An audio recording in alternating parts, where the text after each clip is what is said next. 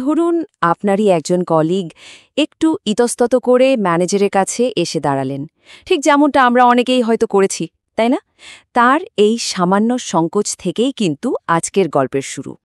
কিন্তু ম্যানেজারের উত্তরটা ছিল একদমই অপ্রত্যাশিত। কোনো প্রশ্নই করলেন না, সোজা বললেন, অবশ্যই আপনি যেতে পারেন। আর ঠিক এই পয়েন্টেই লিডারশিপের একটা নতুন দিক আমাদের সামনে চলে আসে। তো ওই সহকর্মী তো অবাক।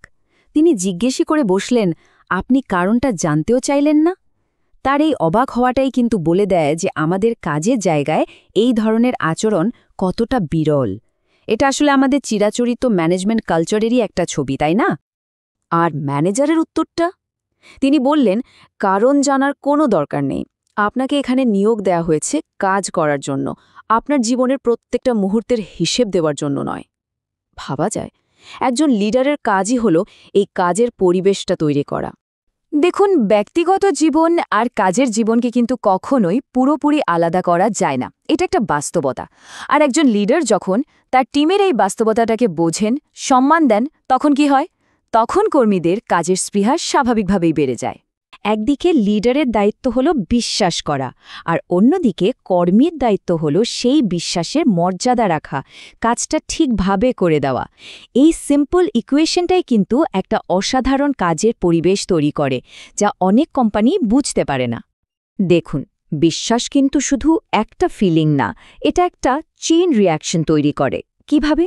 যখন লিডার বিশ্বাস দেখান, তখন কর্মী নিজে থেকেই কাজটার ওনারশিপ বা মালিকানা নিয়ে নেন, কাজটাকে নিজের ভাবতে শুরু করেন।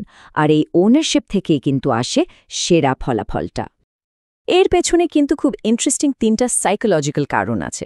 প্রথমত, মানুষ যখন স্বাধীনতা পায় তখন তারা সেটার অপব্যবহার করে না, বরং মূল্যায়ন করে। দ্বিতীয়ত, ব্যক্তিগত সময় পেলে কি হয়? তারা মানসিকভাবে রিচার্জ হয়, যা তাদের কাজকে আরও শার্প করে তোলে।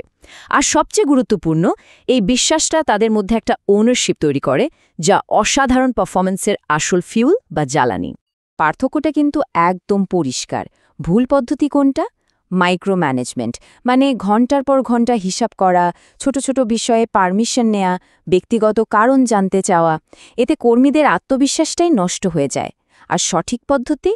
সেটা হলো আউটপুট বা ফলাফলের উপর ফোকাস করা, কর্মীদেরকে সম্মান দেওয়া আর বিশ্বাসের একটা কালচার তৈরি করা। এটা মনে রাখতেই হবে, একটা সেরা টিম কিন্তু ঘন্টার হিসাবে তৈরি হয় না, হয় কাজের কোয়ালিটির ওপর ভিত্তি করে। আর সেই কোয়ালিটির পেছনে আসল চালিকা শক্তিটা কি? বিশ্বাস। আসলে একজন গ্রেট লিডার কখনই ঘন্টার হিসাব করেন না, তারা বিশ্বাস তৈরি করেন। আর সেই বিশ্বাসই কিন্তু অসাধারণ রেজাল্ট নিয়ে আসে। একজন কর্মী কেন একটু আগে বাড়ি ফিরতে চাইছেন, তার পেছনের গল্পটা হয়তো আমরা জানি না, কিন্তু একজন লিডারের দেখানো বিশ্বাসটাই হতে পারে তার জন্য সবচেয়ে বড় অনুপ্রেরণা। শেষ করার আগে শুধু একটা প্রশ্ন রেখে যেতে চাই।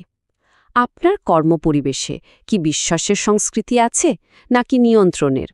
উত্তরটা একবার মন দিয়ে ভেবে দেখবেন, কারণ এর মধ্যেই হয়তো আপনার বা আপনার প্রতিষ্ঠানের ভবিষ্যৎটা লুকিয়ে আছে।